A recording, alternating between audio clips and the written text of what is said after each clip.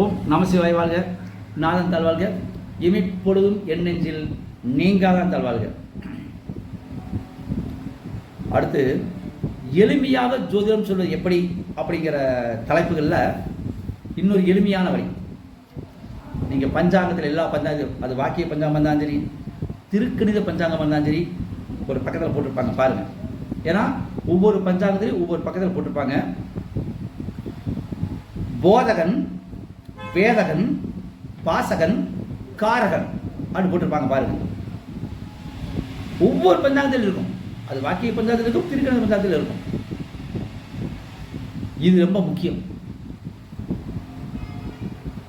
இதன்படி நீங்கள் கிரக பலன்கள், திசை புத்தி பலன்கள், திசை புத்தி அந்தர பலன்கள் பட்டையை கிளப்பலாம்.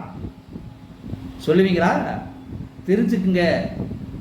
அப்ப ஒவ்வொரு வாக்கிய பஞ்சாங்கத்திலும் சரி, திருக்கணித பஞ்சாங்கத்திலும் சரி போட்டிருக்கோம். போதகன், போதகன் என்றால் கொடுப்பவன், அள்ளி கொடுப்பான், அள்ளி அள்ளி கொடுப்பான், அவன் தான் போதகன். வேதகன் தடுப்பான், எதையும் செய்ய விட மாட்டான், கொடுக்க மாட்டான், கொடுக்கறவன தடுத்துருவான். அவனும் பிச்சை போட மாட்டான், பிச்சை போடுறவனையும் விட மாட்டான், அவன் தான் வேதகன். அடுத்து பாசகன், கூட்டி கொடுப்பான். எவ்வளவு சம்பளம்? 10 ரூபாயா, இந்த 15 ரூபா கொடுப்பான், அதை கூட்டி கொடுப்பான், பாசகன். அடுத்து காரகன், கொடுக்க வேண்டியதை மட்டும் கொடுப்பான். இந்த 4 தான். இதுல திசா புத்தி அந்தரம் இருக்கிறது, தெரிஞ்சுக்குங்க. அப்போ ஒவ்வொரு வாக்கிய பஞ்சாங்கத்திலையும் ஒவ்வொரு திருக்கணித பஞ்சாங்கத்திலையும் இது இருக்கும்.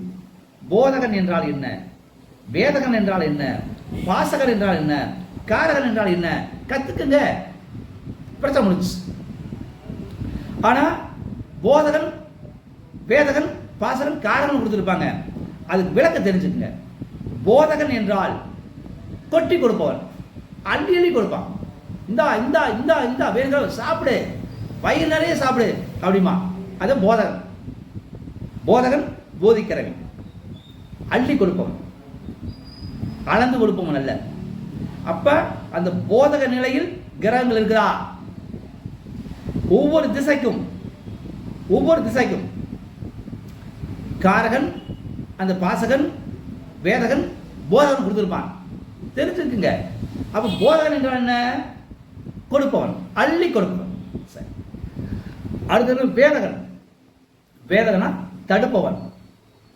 வேதகம்னாலே தெரியும். இப்ப நான் சொல்றது போல சமஸ்கிருத வார்த்தைகள். சமஸ்கிருதத்தை இப்ப நான் தமிழ சொல்றேன். போதகன் என்றால் அள்ளி கொடுப்பவன், நிறைய கொடுப்பவன்.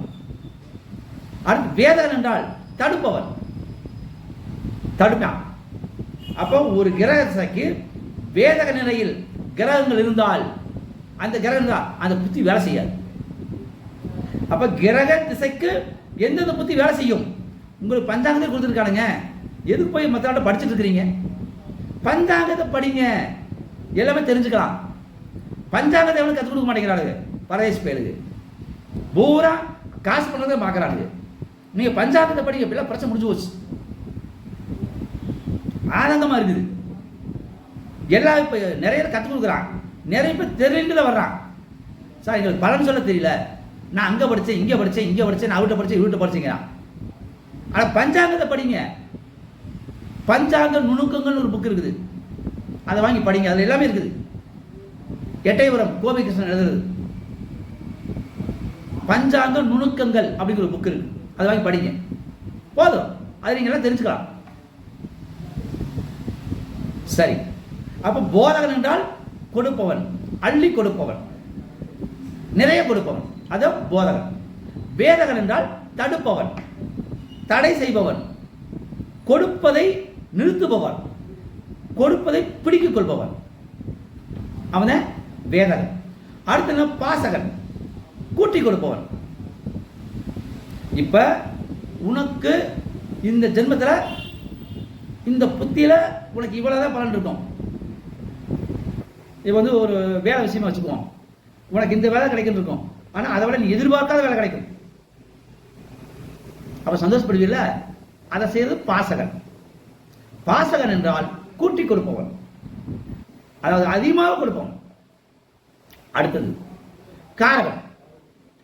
கொடுக்க வேண்டியது மட்டும் கொடுப்பான். உனக்கு என்ன வாத்தியார் வேலையா, வாத்தியார் மட்டும் பாரு. உனக்கு என்ன போலீஸார் வேலை மட்டும் பாரு.